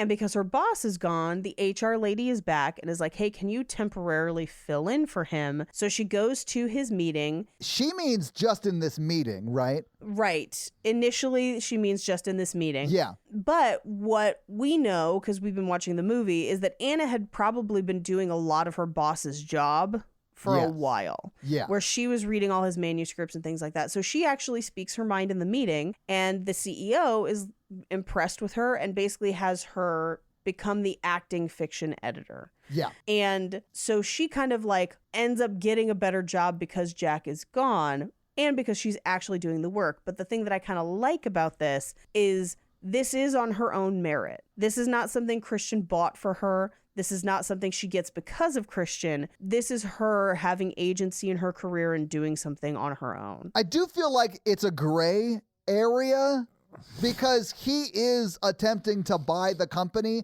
and the CEO stands to make a shitload of money if he does. And they all know she's dating him. Yeah, so like it is a gray area, and I understand why is. she brings it up at dinner. And I do like that Yeah. they sort of talk about it. He's like, no, I had nothing to do with this. And I believe him. Like, I did buy that she does work hard. She obviously loves reading, so I believe that she'd be good at that job. So, Yeah. I mean, I bought it, but I did understand why she brought it up. Yeah, absolutely. Because I think she suspects it, but Yeah. it is something she accomplishes for herself, at least within the story. Yeah. This is where she had asked to think about moving in. She does agree to move in at this point. They go home, they have sex, or no, I'm sorry. Before they go home, she takes off her panties in the middle of the restaurant and hands them to him. And then he fingers her in a crowded elevator. There's no way. So this scene is bonkers to me because shit like that happens from time to time. All right. Yeah, I'll it just does. say that. Hey, of course it does. There's a lot of elevators, a lot of time. Right. You got to be more low key if there are other people in there. You can't be like 3 inches from the lady in front of you going, no, into her head. He talks to her too, and not a quiet voice. Yeah, He's absolutely. like, you can come now, and then I'll be like, oh, what? And- He tells her not to. Oh, Right. yeah. right. Yeah. And then, man, when they get off the elevator, you do see the older couple who is right in front of them, like, talking to each other. Like, I just wanted to follow them the rest of the night. Like, he was fingering the shit out of that woman, right? Like, Yeah. Well, yeah, those balls fell out and hit the elevator floor. So, meanwhile, the next day, back at work, she's catching up on all of her boss's work. And this is where they essentially make her acting, and the girl who was an assistant with her becomes kind of her de facto assistant. Right. And she specifically says, I expect you to call me Anna. Don't worry about getting me coffee unless you're going to get coffee for yourself, and we'll make this up as we go along. Yeah. So after work, they go to her apartment to pick up things for her to essentially move into his apartment. And Layla is there with a gun. And so Anna tries to kind of talk her down, and she makes it clear by firing a warning shot that she is not fucking around with that gun. Yeah. And she basically says a few things that are alarming, where she's like, he lets you call him by his name and Yeah. he sleeps in your bed. Basically being like, you are not a sub. I had a very different experience than you had. And what do you have that I don't? Why couldn't it have been me? Well, and then she even says, like, I'm also nothing. He's going to get bored of me, you know? Well, and I think she's saying that to try and placate her. Oh, I think so too. Yeah. I mean, she's legit saying anything she can to not get shot in the situation, which is what she should do. Yes. Yeah. And Christian and Taylor burst in because Anna's been essentially gone too long. And Even toxicity is right twice a day. I know. Christian gets Layla to give him the gun, and then he has her kneel and then pets her like a cat. Yeah. And Anna is horrified. But also I'm just like, I mean, you kind of knew what was up though. Like, Yeah, I didn't really understand her being this mad at this. I do, because I think for her it felt like a betrayal for him to do that to someone else. But also in the moment I'd be like, she had a gun though. So Yeah, I mean, and he does sort of say that later. He's like, I was just trying to do whatever I could to get the gun away from her and defuse the situation. And she's like, is she at your apartment right now? And he's like, no. No, she's been checked into a psychiatric ward. And I'm not going to take his side because he's the most unhealthiest male character I've ever seen. So Yeah. this is the thing in this book specifically that made me really angry when I read it. At this point in the story, there is a credible threat of danger. Yes. Where Layla has stalked her, attempted to kill her, came after her with a gun, and Jack, her boss, is on the loose, also wanting to assault her and mad at Christian. Right. And at a certain point in the book, Christian is like, I need you to stay in the fucking apartment. Yeah. Because shit's not safe. And this is where Anna chooses the point to be like, I want to get drinks with my friends. And you're just like, there is a person with a gun. Like, what are you doing? Like, I understand that he's a controlling asshole for 80% of this movie. Yes. But for this 20%, he is right and stay the fuck inside. And Yeah, she he's just like, won't. invite your friends over and Yeah. have drinks Yeah. inside. He does suggest that for them, actually. Oh, really? Okay. Yeah. And she's like, no. Anyway, so she refuses to go back to the apartment. She does end up coming back later that day, but she leaves her cell and her purse with him And she goes for a quiet walk in the rain. for 3 hours. And he's Yeah. like, where the fuck have you been? And I was like, yeah, because he just grabbed a gun from somebody who wanted to shoot her, and then she disappears. Understandable Yeah. that he would be worried. Yeah. But also, he's the worst, and I never want to take his side in anything. So fuck that guy. Yeah. I know a creepy, controlling psychopath is right twice a day, I guess. But this is also that scene where she's like, I'll never be a sub like that. And like, what, is she here in the apartment? He's like, no, in the psych ward. Like, I don't want you to be submissive like that. But he's not a great communicator. And so instead, this is where he claims that he's a sadist. And Yes. comes clean about not being a dom. Right. But this is also where he uses intimacy as a Yes. bargaining chip again and Dangles it again. lets her touch him on the no-no area of his chest. And then they have sex, but she wakes up after. He's having a nightmare. She goes to kind of wake him up out of the nightmare, and he asks her to marry him. Again, they have known each other for like 6 months tops. Right. So the next morning, she finds him in the gym working out them shoulders and then pommeling that horse. Oh, he pommels the fuck out of that horse, man. So this is one of those things that will kind of come up in fun facts a little bit too. It's all part of the package, but he actually learned how to do the pommel horse for this movie. I mean, you actually see him doing it. Like, they show his Yeah. face. It's very impressive. he did it on late night talk shows also when they were doing press for the movie. A couple shows brought in a pommel horse and had him do it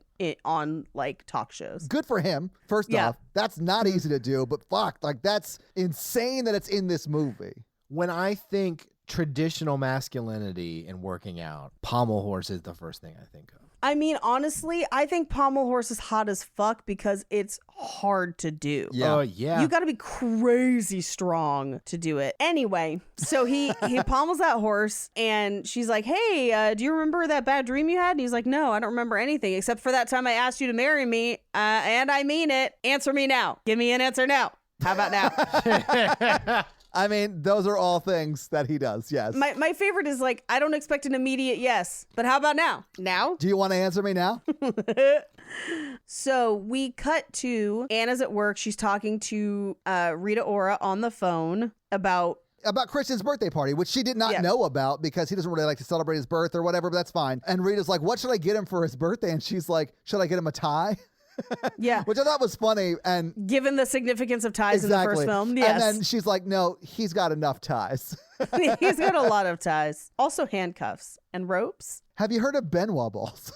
Yeah. So Anna, we cut to her at like a little gift kiosk where she buys him a keychain with a gift box. Yes. In the book, she has it engraved. I think this one just came with that saying on the back of it. Oh, yeah. You know all those famous Seattle yes keychains? Yeah, well, because they don't. She literally just picks it off a rack. In the book, she actually goes and finds like a light up keychain of like the Escala and has it engraved. Okay. That makes a little more sense, I guess. Yeah. Anyway, so she goes to talk to Christian. She asks about his birthday. This is where we find out that Christian is going to be flying to Portland to do some work and is going to be gone basically until his birthday. Yeah, which is like a day away. Like it's super close to now. Yeah, they text each other back and forth about it. She's meeting Kate for drinks. In the book, this is a huge contentious thing about like, he doesn't want her to meet Kate for drinks. And then when he survives the helicopter crash, she's like, I should have trusted you. Yeah. It's just like ridiculous. Anyway, he doesn't argue about it in this movie because I think they were just like, that's ridiculous even for this movie. And we don't have time, right? And we don't have time. So we cut to, he's flying the helicopter and it malfunctions and crashes in the woods. Right. While Anna's at drinks. And since she's at drinks with his brother and brother's girlfriend, her roommate, and her weird friend that kissed her that's going to end up getting dragged to Escala later. I mean, they all get up and leave. Like, the brother Yeah, gets yeah. the phone call from their sister, right? Right. And he's like, hey, Christian's helicopter went down. We got to go. And they Yeah. all leave. Like, everyone leaves and goes to the Escala. Yes, where his mom and everyone's waiting and they're watching the news about it. Yeah. And as they're watching the news, he's missing, in movie time, he's missing for like 2 minutes. Yeah, it's like But I mean, even in like real time, it is like 5 hours maybe. In real time, I think it's 9 hours Oh, is what it okay. is in the book. Okay. But yeah, it's less than 12, I think. Yeah. But as they're reporting that he's found safe and well on the news, he walks into the apartment. he's like, hey, what up, fam? Wow, Hey. wow, he's Italian. He's like, I made us a kale salad. It's a me. I'm alive. It's me. I'm a safe and a well. Yeah. I mean, sometimes head trauma can manifest in very strange ways. Yes. He does the douchiest post-crash thing I've ever seen. He's like, oh, why are you guys here? This is stupid. Blah. My favorite is when he's like, let me talk to my girl. And you're like, what is this, the Fast and the Furious? Yeah. Okay, Dominic Toretto. Like, what? All you hear are my family, except for that douche photographer who tried to kiss you in the first one. You can go. Let me talk to my girl. Let me talk to my girl. And then his mom's like, I love you so much. He's like, why are you doing this? Mom! Ugh. Anyway, he sends everybody home, but it's now after midnight on his birthday, so she has him open his present, which is the keychain that says yes. And this is where they have fully clothed shower sex. Or no, I'm sorry, this is not the fully clothed shower sex. This is the rainfall shower after they're like washing off the blood and stuff. yeah. Yeah. And then they go to the red room and do like hand restraints. He bites her nipple, or at least somebody's nipple, and that looked pretty damn real. Yeah, it did. But if you've ever seen Drag Race, they have chest plates that look real. That is true. So that's what I thought it was. I was trying to think, I was like, is this a chest plate? Is this a body double? Because you don't see her face in it. Right. It's a close-up, yeah. It's actually, so fun fact, I actually read up on this, Winky Blinky. It was the director in a chest plate. And then he tries to sell her some essential oils. He's just like, That's what I thought. I was like, now for your lavender. thieves oil will like open up your sinuses. Oh, my God. Have you heard of Young Living? Yeah. She's tied up. He's pouring essential oil, and he's like, you can get in on the ground floor. If you pour oil on 3 people and they pour oil on 3 people. Once you meet the mentor level, that's when you get real big bucks. Can I say that very next, after she takes advantage of his business opportunity, they start having sex and they shoot part of the sex scene in a way that I've only seen 2 other times. One of those times was The Tudors and the other was The Room, and it's a close-up on a dude's clenched butt. Yep. You're just like, what? But like half in jeans. He never takes his pants off. He opposite Winnie the Pooh's his sex. This one is he's full naked. Okay. And so it's a full naked butt clench. Yeah, there was one of each. Yeah. Yeah. I'm trying to think if I clench my cheeks when you thrust in. Mikey, you do. But I really want you to think about it next time so it ruins it Like for really you. overthink it. Yeah. I'd be like, what's on your mind? I'd be like, I'm wondering if I clenched my butt cheeks. while I'm inside. Can you hold up a mirror, like a hand mirror? Oh, if We you're can not check using a this mirror out? during sex, you're not doing it right. No, I mean, obviously you've got the big one so you can see everything, but if you want to see the detail. Todd's just got a makeup mirror so he can look at his own face. So in the room, when they do this, he's like thrusting into her stomach, which is like one of the Yes. funniest Oh, parts of that yeah, movie. This one looked anatomically possible, at least. Well, this one looks like the one in The Tudors, which is actually shot from above, where it's Henry Cavill fully naked from behind. which is why you remember it so well. Absolutely. That is burned into the front row of my brain. But then also Tommy Wiseau's clenched butt cheeks burned into my eyes. So Oh, hi, Paige. no. One of my favorite things about those sex scenes are the songs in the back. They're like, oh you, because it's like songs he like paid to have made specifically for those sex scenes. Oh, yeah, it's because it was bonkers. cheaper than buying the rights to music. All right, think about this. A sex room with just carnival mirrors. I look so skinny in this mirror. Fuck me in front of this mirror. Oh no, don't put my dick in front of this mirror. Put it in front of that one. It makes me look taller. I'm trying to walk to the bed, but I keep running into mirrors. Oh, like that kind of mirror room. So we cut to his birthday party. Yeah. And Mrs. Robinson is there again, and he basically announced, like, she kind of is passive aggressive towards Anna, so he announces that they're getting married to Yes. basically fuck you. Yeah. I do like that someone asks him about the ring. I think it's Mia. Asks him about the Yeah. ring, and he's like, oh, we're going to pick it out together. Meanwhile, that ring is fully just in his pocket. Yep. So Mrs. Robinson kind of gets her alone and is like, he doesn't love you. He'll never love. You'll never be enough for him. I was like, shut the fuck up, Basinger. Why are you still wearing the same outfit? I just walked off that other set into this one. and Christian walks in and is just like, hey, you don't know what I want. You only taught me how to fuck, not to love. But his mom overhears it. And she's just like, get the hell out of my house and away from my kids. And slaps the shit out of her. I was like, oh, wow, that's amazing. Yeah. As you would do. It was like Yeah, a very... I get it. Yeah. But it looks like they actually slapped her in the movie. So if that was a fake slap, it was really well done.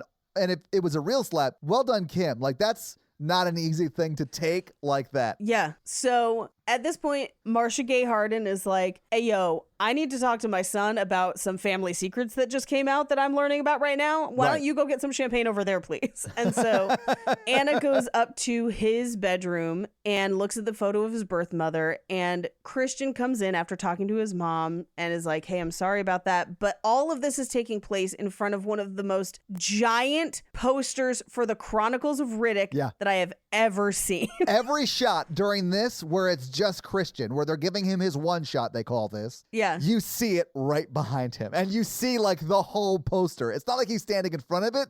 He's standing in a way where you can see the whole thing. And then in the two shot when they're sitting on the bed, Yes. you also see the whole poster Yeah. the whole time. To the point where, as the scene was going on, my friend that went to the movie with us turned to me and was just like, "Does he like fucking love Vin Diesel or something?" No, just Chronicles of Riddick. He's like, Just Chronicles of Riddick. have you seen Pitch Black? No. Yeah, no. So we reveal that Mrs. Robinson's gone. He's dissolved all of his business dealings with her. Yeah. He talks about his mother a little bit. He tells her a little bit more about his birth mother. And they decide to go down to the pool house. He carries her down there over his shoulder. And when they get there, we reveal that he has set it up with like flowers and this kind of cool glass walkway over the pool. It's very cool looking. It is very, very cool. Yeah. And he gets down and proposes and has the ring. Yeah. And it's like a whole thing. And they rejoin the party as fireworks go off, and they kiss. But across the lake from the house, her boss is watching. Ooh. He looks at a family photo that he basically printed from taking at the previous party. And then, as if he knows Christian Grey's specific trauma, he burns his face out of the photo with a cigarette. That's why Christian Grey became Cigarette Man, the thing he most fears. We don't find it out in book 2, but in book 3 we find out that he does know his specific trauma. Okay. And it was specific. Okay. Anyway. And that's the movie. All right, so having seen the movie, having talked about it, what did you guys think about 50 Shades Darker? I mean, if you want to watch porn without watching porn, I guess this movie is fine. Yeah, but there are better versions of that page. Like, you can watch HBO's Rome. Like, there's a lot of... Or the Tudors. Yeah, there's a lot better. Spartacus or whatever. Spartacus! Yeah. I did not enjoy that at all. And you didn't enjoy the movie or talking about it? oh, the movie. Yeah, I loved talking about it. Talking about it, very fun. Yeah, absolutely. It was so hard to watch this movie and not like second screen it by like playing on my phone or doing something else. Yeah. Because it really is boring shit, boring shit, boring shit, boring sex scene, boring shit, boring shit, boring shit, helicopter crash, boring shit, sex scene, done. Yeah. Like that's this whole movie. And I just was so bored for the 2 hours we were watching it. It's so long. It is so long. There's a lot of neck on that movie, Dick. Yes, and in the first one, because the first one is paced badly as well, but in the first one, the length comes from like 1.5 million montages.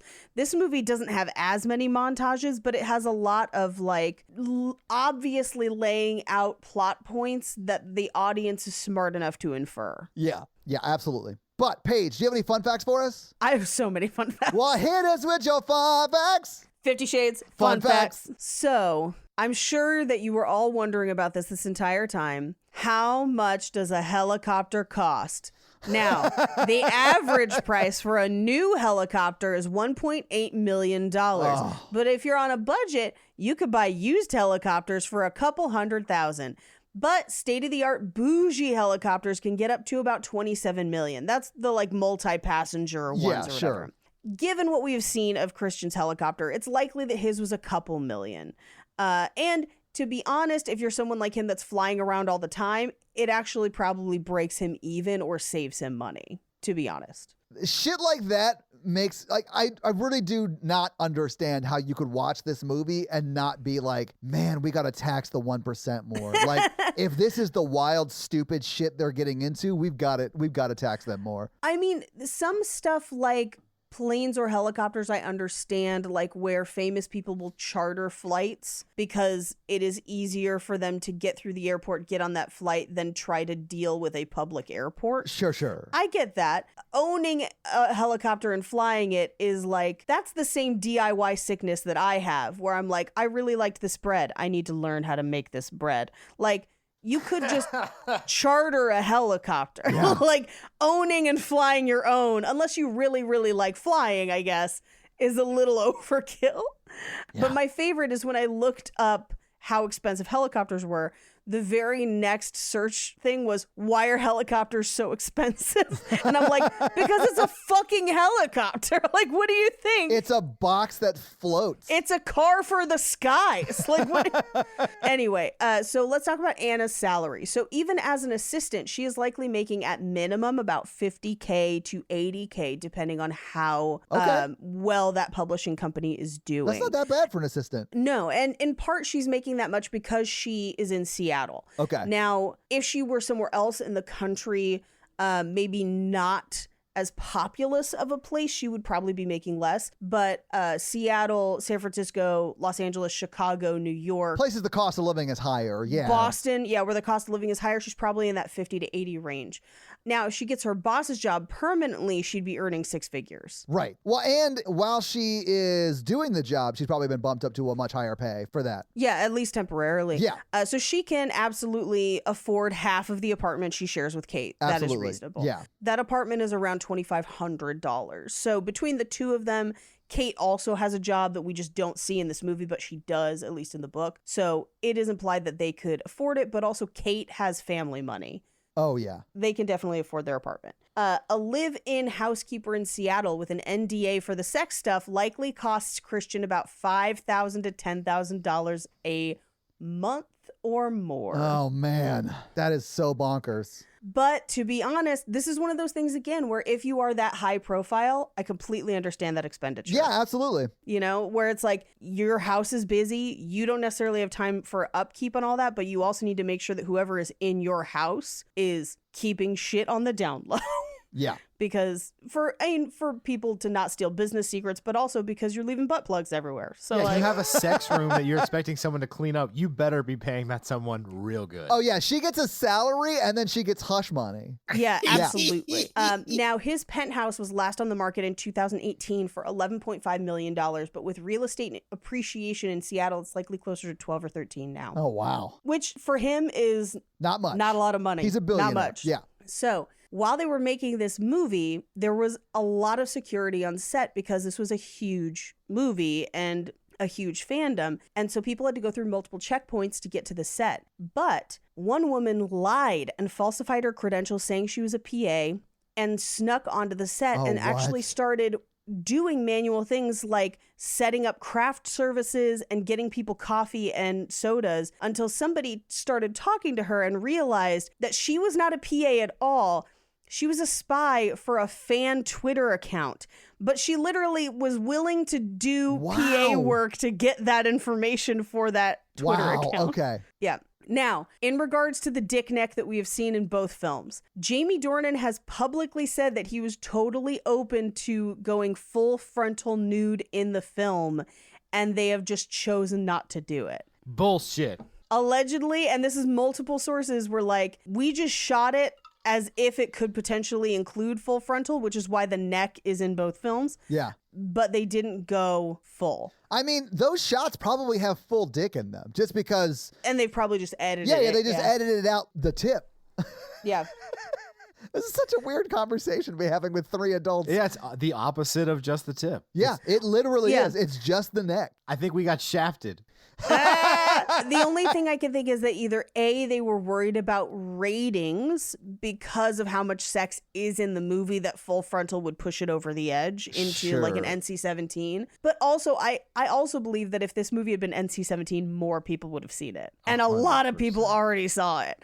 But also, this series, tawdry though it is very much for housewives that were like reading this at home. Yeah. That may have felt a step too far from the Lifetime original movies and the Nicholas Sparks that they're used to. Yeah, I could see that. I think they should have done it. Sure. Yeah. I mean, they show everything but the tip of that dick, and they show so much boob in this. Like, yeah. Why are we trying to not? Whatever. They're man. showing boob at places where she doesn't even need to be naked. Yeah. Like, there's a lot more boobity in this movie than in the first one. Yes, absolutely. She's naked through a lot more of this movie than she was in the last one. Now, the line where she says, I expect you to call me Anna. I don't expect you to fetch me coffee unless you're getting some for yourself, and the rest we'll make up as we go along, is actually a line from Working Girl in 1988, spoken by her mother, Melanie Griffith. What? Really? Yeah. We got to do that movie. Yeah. Yeah, we do. Yep. So Dakota Johnson revealed in an interview that they had pregame rituals before filming sex scenes, and they would each do different things where she would have a glass of whiskey and he would do push-ups. Well, he would have to do push-ups because if you work out, your muscles tense up and get bigger, a little bit bigger. It's the same reason why when you see people do music videos, like especially like boy bands and that sort of thing, that care about how they look like without a shirt or whatever, they'll have weights off screen to do weights in between takes. Yeah. Yeah. And they would always have a private conversation among themselves to work out the scene between them, in addition to what the director said. Did they get along better this movie? So I found a bunch of stuff that said that them not getting along was a rumor and that they are actually close friends now. So I wonder if maybe the first film wasn't as great of... It sounds like, in researching this one, it sounds like the first film was not as great of an on-set experience for anyone, and that this was a much easier shoot. Okay. And I'll get into it a little bit more as we go through, but from what I read, they are friends. Okay. But someone that he maybe didn't like doing as many scenes with was Eric Johnson, the guy who plays her boss, because he's much taller than him and he didn't like the way that height differential looked between them. Now, let's get into some of the things they did in response to the first movie. Okay. They received specific notes that he wasn't sexy enough as Christian in the first movie because he was clean shaven. So they added stubble for both sequels, this and the next one. Okay. The original director for the first 50 Shades of Grey refused to consider returning for the sequel, citing frequent clashes with author E.L. James, who had received final approval on everything for the studio. Oh, wow. Yes. That's unheard of. Yep. And apparently really made problems for the production of the first movie. Yeah. Now, that director was replaced by James Foley, who does this movie and the next movie, who has said that he has a great relationship with E.L. James, and that's why he does both. Additionally, the screenwriter for the first movie, Kelly Marcel, refuses to return as well for the same reason. And they bring in a new screenwriter, a man named Niall Leonard, who just turns out to be the husband of E.L. James. I was about to say, why don't they just have E.L. James write it? Like, have you read the books? This just sounds like the director was like, yeah, I'll get paid a shit ton of money to direct this shit film and do whatever the fuck y'all want. Yeah, pretty much. I would do it 100%. But all of that comes with a lot of notes from the first movie, including a note specifically that Christian did not seem masculine enough in the first movie, which I think is a bonkers note. Me too. That's crazy. But that's why they decided to A, add the stubble, B, he worked out to get much bigger muscle-wise in this movie than he was in the first one. Yeah, he's much more ripped. He's much bigger, and that's why he learns how to pommel that horse. But that's also why they put the UFC poster on the wall, and they wanted to try and find a movie that denoted masculinity, and that's why the Riddick poster is That's such a bizarre choice for that. To me, that's opposite. Like, that is a dorky ass movie that many people did not see. It is, and I think That's they did it wild. because they had to look at, like, when would Christian have been, like, a teenager? Yes. Yeah. And that's when Riddick was out, and so that's why it's there. Although after we saw this movie, You could have done The Matrix or Fight Club or Yes, anything. yes. Fight Club would have been the better choice. Fight Club would have probably been the better choice. Although, after we saw this movie, I photoshopped a bunch of screen grabs from this movie of them just holding DVDs of Riddick or, like, other posters of Riddick. That's great. It was very fun. Yeah. Now, in the scene where his chopper goes down, they're all watching the news in the apartment, and on the news, because it's a news report that's on location, you see a woman walk behind the newscaster, and it is E.L. James. Oh. Yeah, those are our fun facts. Well, think of those awesome fun facts page. Let's talk some box office. So 50 Shades Darker came out in 2017. What do you think the production budget was? Fucking huge. Yeah, fucking huge, because the first one made an ass load of money. I'm going to say 80 million. Mikey, what do you think? I'm going to say 70. Okay, so the production budget for 50 Shades Darker was $55 million. I mean, that's still big, but Yes. better than I expected. Right, a Yeah. little bit cheaper than you guys expected. But one thing that I wanted to point out was the production budget for the first one was $40 million. So Yeah. it wasn't that much more than the first one was, even though the first one made a shitload of money. Yeah. Okay, so it came out February 10th, so for Valentine's Day, 2017, and it was the number 2 movie the weekend it came out. It was beat by, and this is very funny based upon what happened earlier in this episode, it was beat by the Lego Batman movie. Hell yes. And of course, 50 Shades Darker was number 2 that week. John Wick Chapter 2 was number 3. Split was 4, and Hidden Figures was 5. What do you think 50 Shades Darker made in its opening weekend? This movie still made ass loads of money. I'm going to say opening weekend, it made 15 mil. Okay, Mikey, what do you think? I'm going to say 24. Okay, it made $46.6 million in its opening weekend. Lego Batman must have slapped. Yeah, it made $53 million its opening weekend. Lego Batman is fucking great. It I don't know is. if you've seen Lego Batman, but it's, Oh, it's pretty good. damn It's good. amazing. Yeah. So anyway, so they made a lot of money. I mean, John Wick Chapter 2 made $30 million. It was just a big weekend at the box office. And all 3 of that top 3, it was their first weekend out. Okay. All right. So what do you think it went on to make in its domestic box office in 2017? Domestic, I'm going to say $120 million. All right, Mikey, what do you think? 170. Oh, wow. Okay. It was actually $114.4 million and then made another $266 million internationally for a total of $381.3 million. God, On and a porn is just $50 million free. budget. Yeah, and you could go to Pornhub for free. Okay. It also made an extra $31.6 million in the home market. This, Yeah, it did. just like the first one, printed money. It made a lot of money. Now, in contrast, 50 Shades of Grey, if you'll remember, made $570 million in the box office worldwide. So it did make a lot of money, did not make near as much as 50 Shades of Grey did. Well, and that was a point of contention because people were like, "Oh, it did not perform as well as the previous one." I was like, "It still made $300 million. Like, Yeah. it still crushed its budget. It made a ton of money, but because it didn't make $500 million, people are like, it bombed." And I'm like, it did not. No, it did not bomb. did It made not. so much money. This thing printed money. And I bet the next one, if I had to guess, I'd say 50 Shades 3, whatever it's called, made less than this, but still a lot of money. Yes, absolutely. But yeah, that's your box office. So do you think they're still together? I mean, we know At they least for are one more because movie. there's a third, right? So Yeah, we will we know have they to are. hold off on answering that question ultimately until the ends of 50 Shades 3, whatever that one's called. Do you think they should be together? No, absolutely No. not. Never. No, yeah, Absolutely yeah. not. I think the only person that Christian Grey should be with is his therapist they wrote out of this movie. Yeah, or the crab with the knife. I forgot about the crab with a knife. The crab with the knife. There are so many bits in this episode. Or General So. Yeah, absolutely. I might be with General So later tonight because that sounds delicious. It does sound really good. sound delicious. Is there food at this thing we're going to? I don't know. Mikey, do you want to meet up for some General So's chicken before the axe throwing? Kinda. All right, let's text about it. So this week, Paige, you made us watch 50 Shades Darker, and next week is my week. So It is your week. Yeah, and I've already picked it, so you don't have to worry about I mean, it. good, because you need to tell us like 20 seconds from now. Yeah, so I remember in 2002 going to see a movie in the theaters with my girlfriend at the time that I thought was objectively terrible, and I want to Okay. see if it is still objectively terrible or if maybe it got better with age. But it stars Christina Applegate, Cameron Diaz, and Selma Blair, and Jason Bateman. It is The Sweetest Thing from 2002. It does not get better with age, Tom. It was so bad. It also has Thomas Jane, who I love.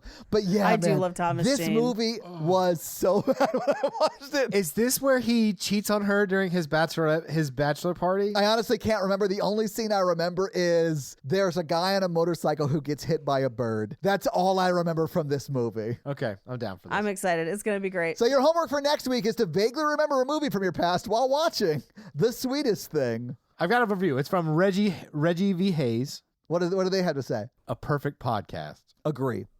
Found this through Horror Virgin. Oh, nice. Thanks for coming over. Worth it just for the intro music. Oh, agree. Yeah, absolutely. Y'all gonna do Romance in the Stone or what?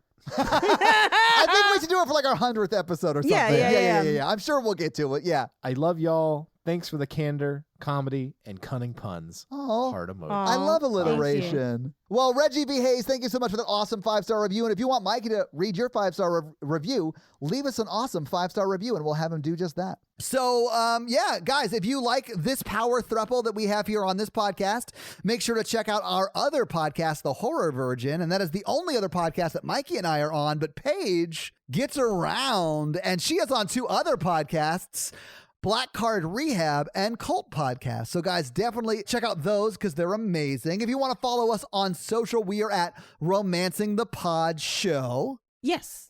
Yes. on Instagram, and we are at something else on Twitter who I just have never taken the time to learn it. It's just Romancing Pod Show because they have a character limit and it's show SHO like Showtime. So guys, check that out as well. And if you want to follow us all individually, Paige is at Rampage Wesley everywhere, including TikTok, except for Twitter, where she is at Paige Wesley. Mikey is at MRandolph24, and I am at Todd J. Awesome everywhere. And guys, we got a P.O. box. So if you want to send us some love letters or whatever you might send to a P.O. box, it's actually not a P.O. box. It's like a regular street address. It's pretty awesome. It's 6688 Nolensville Road, number 108-34, Brentwood, Tennessee 37027. So send us some stuff. Yeah. That's going to be it for us, you guys. I'm Paige. I'm Mikey. And I'm Todd. You complete us. To completion. Are you going to say ladies, baby? Haters, baby! Why are you saying it like a wrestler? Because there's no other way to say Christian Grey's lines that makes sense. No, there aren't. Bye. Bye. Bye. Sadist nerds. La la la la la.